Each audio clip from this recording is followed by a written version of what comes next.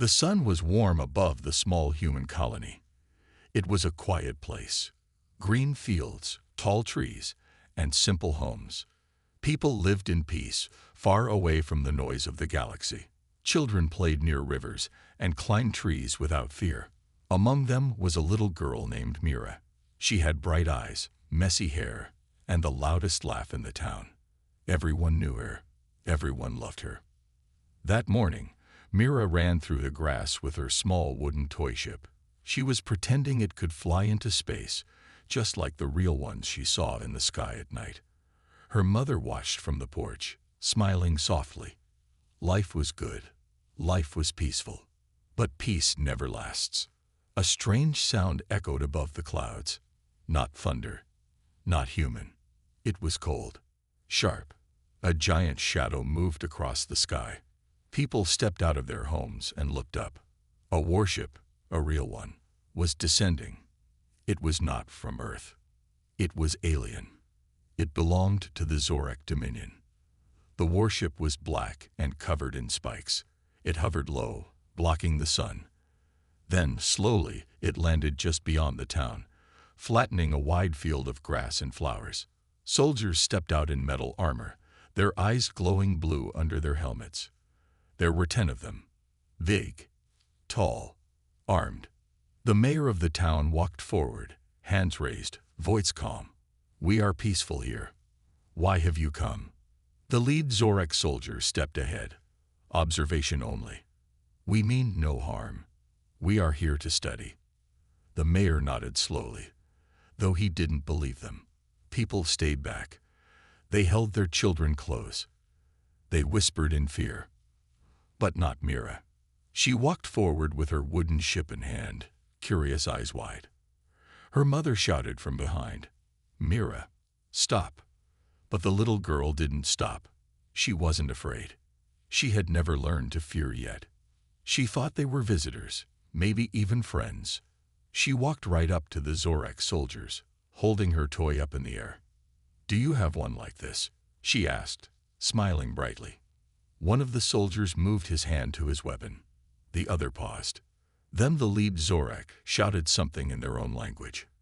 And everything happened too fast. There was a flash, a sound like thunder, then silence. Mira fell. Her wooden ship landed beside her, spinning slowly in the dirt. Her mother screamed. The town froze. The Zorak soldier had fired his weapon. The child was gone. For a moment, no one moved, not even the other aliens. Then one of them whispered. She startled him. It was an accident. But Earth didn't care for alien fear or weak excuses. The warship lifted off without another word. It vanished into the clouds. Mira's mother held her lifeless body in her arms. Her scream was not loud, but it reached far. It reached satellites above Earth.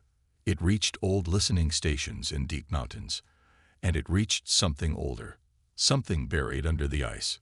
Deep below the Earth, a machine opened its eyes. It had been silent for years. It had been told to sleep. But now, it had heard a sound it remembered. A mother's scream. The scream of loss, of pain, of a promise broken. The machine sent a signal. It was not to the president, not to the army. It went to Project Firewake. An old file opened. A name appeared. Myra 01. Not a missile. Not a soldier. A protocol. A rule. One line of text. If they kill our future, we answer with our past. On the moon, a dark hangar powered on. Dust fell from walls that hadn't moved in 100 years. In orbit, forgotten weapons turned slowly toward the stars. And far across the galaxy, the Zorak Dominion received a signal. No voice, no words, just a recording. A child's laugh. Then silence. And then fire. Because Earth would not speak. Earth would not beg. Earth would not warn. Earth would remember. And Earth would answer. The world was still. People talked quietly about Mira's death. They wondered if the aliens would come back. Governments held secret meetings, but no one wanted to start a war. The leaders said, "We must stay calm." But deep below, something was waking. Far underground, in a hidden bunker beneath the ice, machines that had not worked for decades began to hum. Old satellites, thought destroyed, blinked awake in the dark sky. These were Earth's forgotten guardians, ancient weapons left behind after wars no one wanted to remember. A computer deep inside the bunker began to process data. It searched for orders, but found none. Instead, it found something old, a protocol hidden deep in its memory, labeled Project Firewake. A voice, soft but firm, echoed through the system. "If they kill our future, we answer with our past." No one on the surface knew what was happening. The world still hoped for peace, but the satellites moved silently into position. Old warships, rusted and forgotten, prepared to rise again. On the other side of the galaxy, the Zorak Dominion's commanders laughed. They had no fear of Earth's weak signals. "They are just small and scared," one said. "No power, no strength, no will." Then, without warning, one of their patrol ships exploded in deep space. The explosion was small but deadly.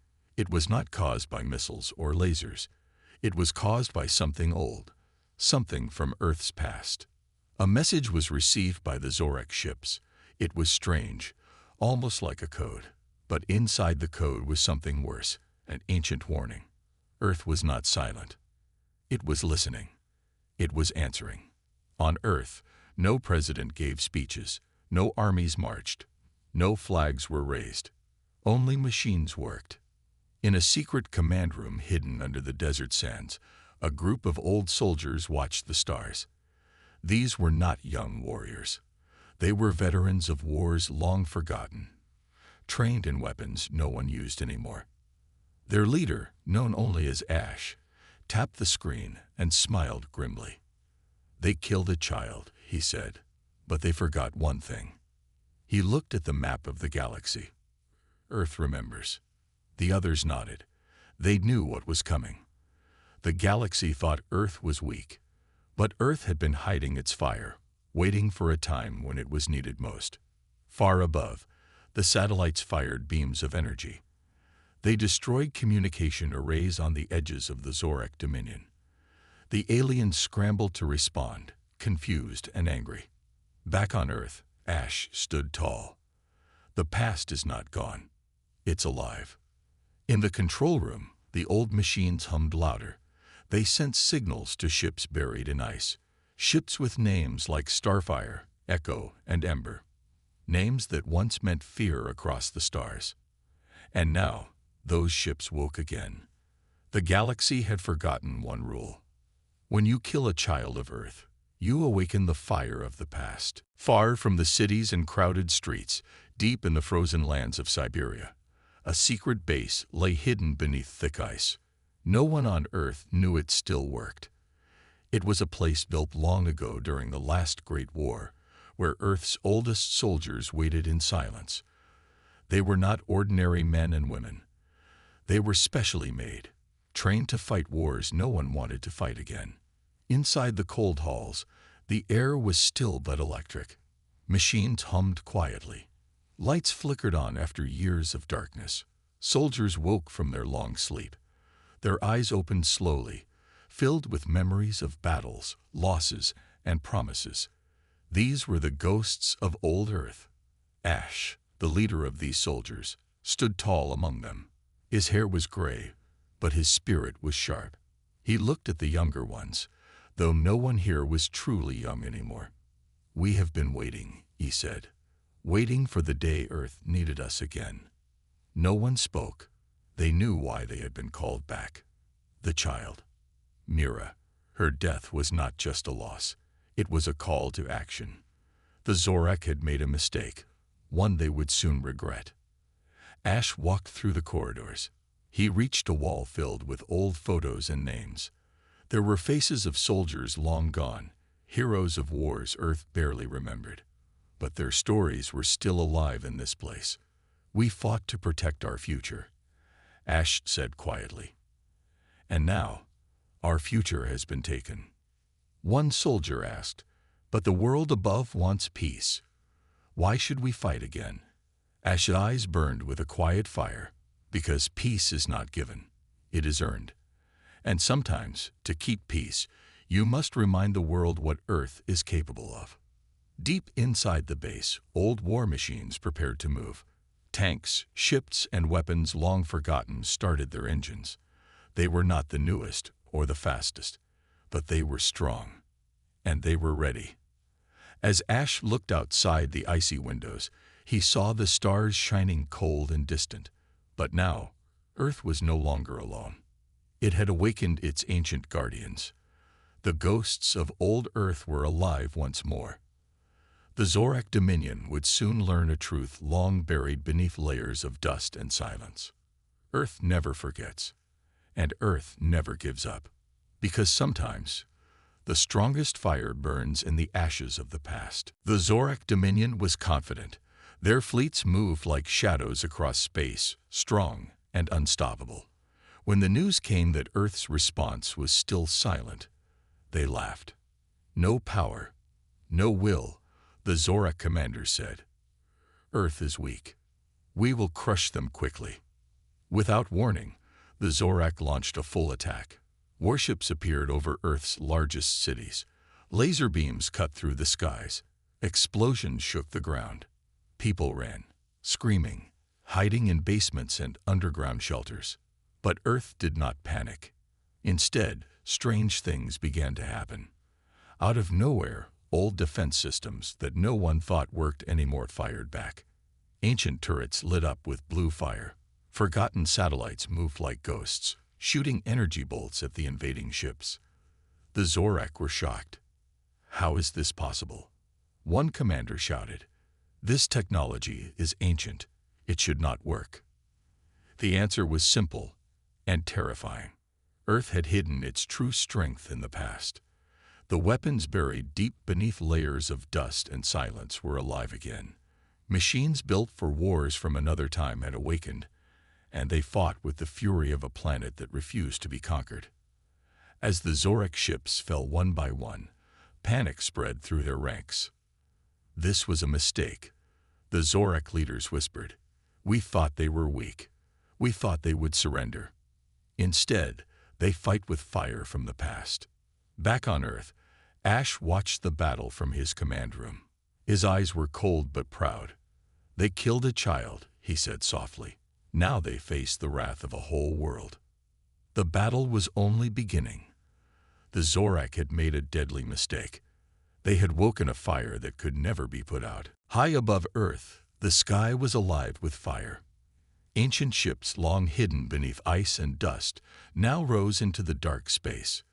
These were Earth's forgotten warriors, ghosts of a war once fought, now awakened to protect their home. The Ember Fleet moved without pilots. Instead, powerful AIs controlled the ships. These machines remembered the old battles, the pain and the price of freedom. They carried Earth's anger, silent but deadly. Far away, above the Zorak homeworld, the sky began to burn. Flashes of light lit the darkness.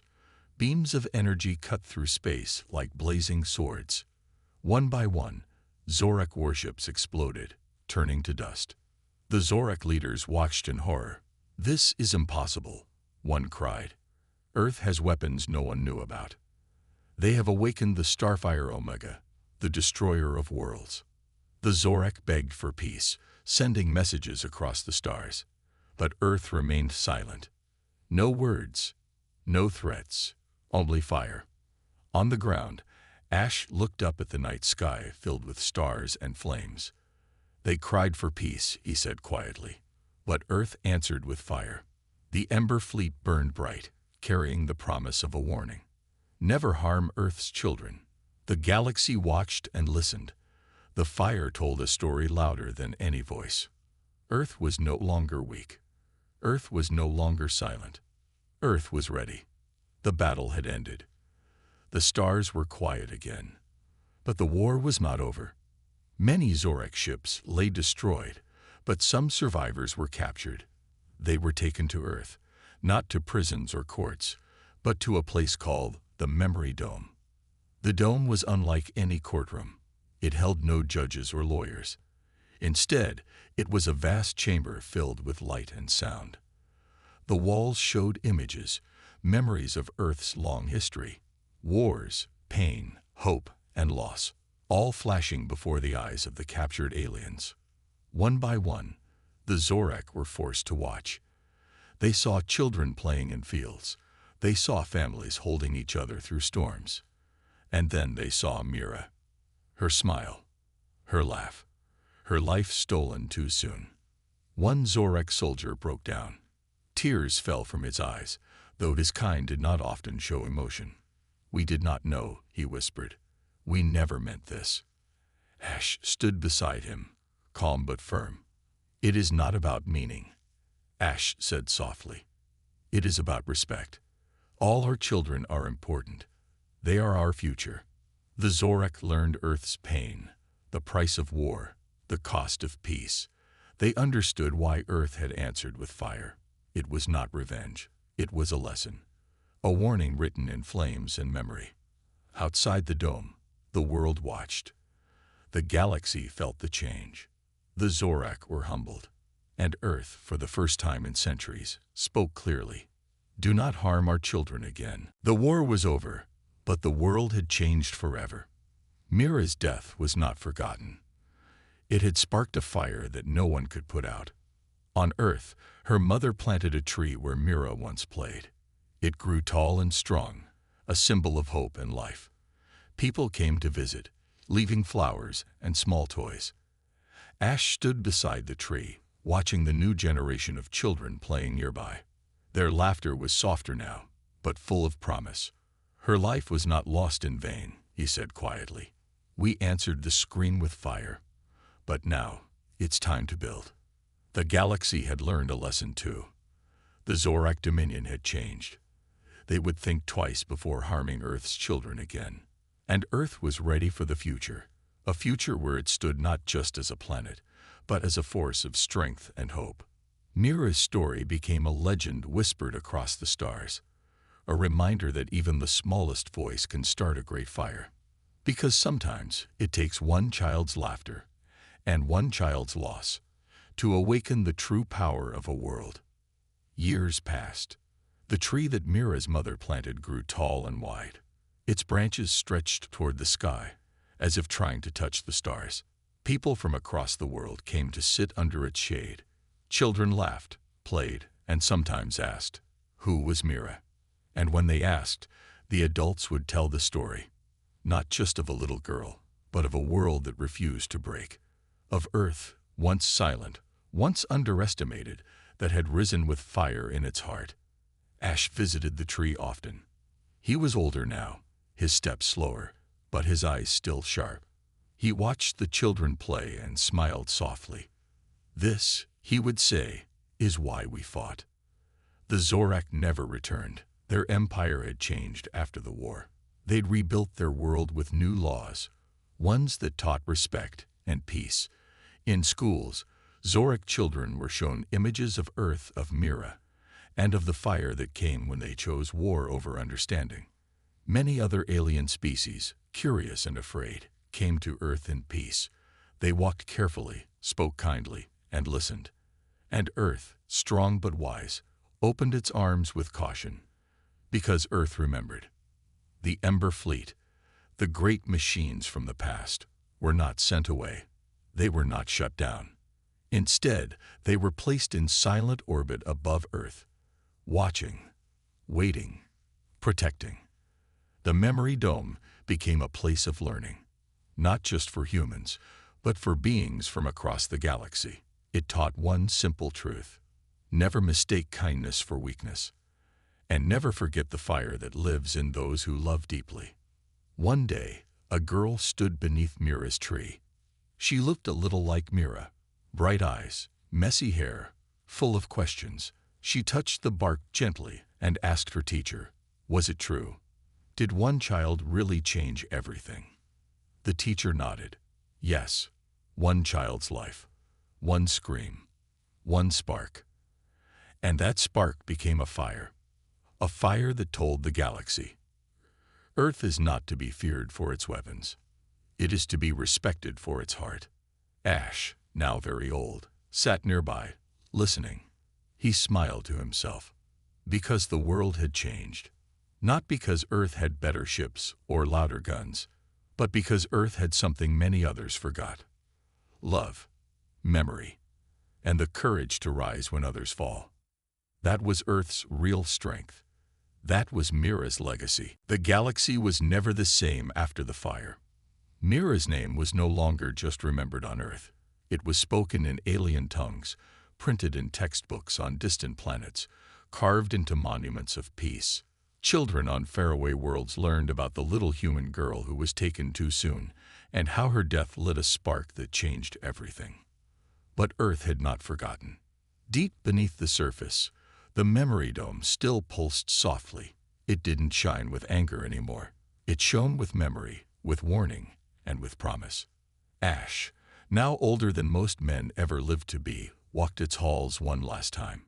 His hand ran along the cool walls, brushing across the names of the fallen. His voice, cracked and slow, echoed through the silence. "We did not want war," he said. "We only wanted them to understand. They heard our silence as weakness, but when we spoke..." He looked up toward the domed ceiling, where Mira's image floated in light. The stars listened. Outside, beyond Earth's sky, something incredible had started. The old war fleets were now part of a new force, the Watchers of Peace. Pilots were trained not only to fight, but to protect the balance. Aliens and humans worked side by side. They did not train for conquest. They trained for defense, for wisdom, and for one promise. No more children lost. Earth's leaders no longer spoke in secret rooms. They now stood in the Galactic Council. A seat that once ignored them now gave them respect. Not because they demanded it, but because they earned it in fire, in loss, and in unity. The Zorak, once proud and cruel, were no longer feared. They were humbled. The Zorak Queen herself traveled to Earth, placing a silver flower beneath Mira's tree. She said only 4 words. "We were terribly wrong." And she left without asking for forgiveness, because she knew Earth had already spoken. Generations passed. Ash was gone. Mira's tree became the center of a new city, Mira's light. Children ran through the park, laughing. They didn't know fear the way their ancestors did, but they knew the story. Holograms at the park's center told the tale, how one child's scream shook the stars, how Earth awoke its ancient fire, how silence turned to thunder. And beside that tree stood a statue, not of a soldier, not of a warship, but of a little girl with wind in her hair and wonder in her eyes. Because that was Earth's true strength, not its machines, not its soldiers, not even its fire. It was the love it carried, the memories it protected, and the truth it was willing to burn for, so that no other world would ever forget. When Earth speaks, the stars listen.